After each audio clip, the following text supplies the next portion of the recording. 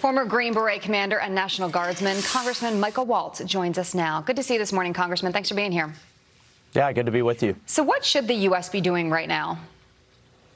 Well, you know, it's interesting from the Biden administration. You know, the talk sounds good. They want to de-escalate, and they're denouncing the rocket attacks. But if you look at the actual actions of the administration, it's incredibly unhelpful.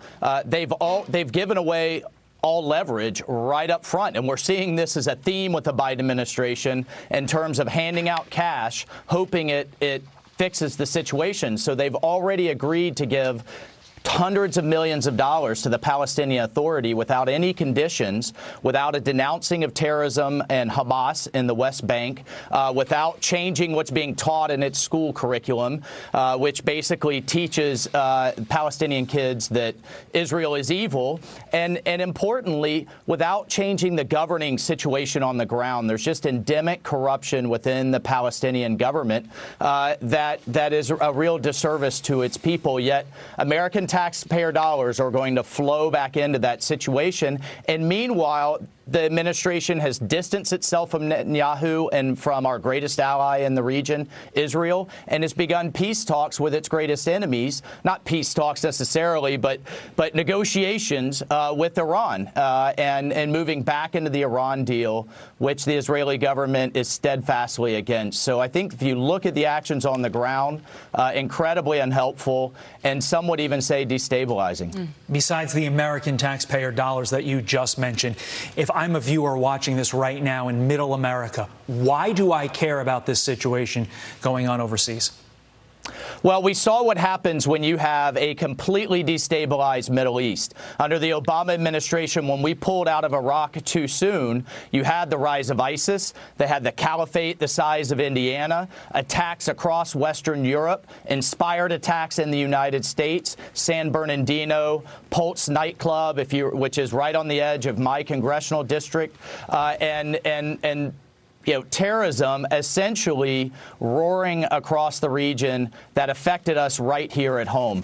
We are on the verge, could be on the verge of that happening again. ISIS is very much alive. Lebanon is to the north of Israel, is controlled by Hezbollah and on the verge of a failed state. And, you know, instability around the world eventually follows us home right here to Middle America. I want to get your opinion on this headline from USA Today, and this reads, quote, "They will slaughter us. Afghans who worked with U.S. beg for visas as troop withdrawal looms." And then we'll pull up the number here. There are more than 7,400 Afghans waiting for U.S. visa application approval. You know, I can't even imagine the life that they're so desperate to escape over there. But you have experience with this. Can you tell us the story about the Afghan interpreter that you knew?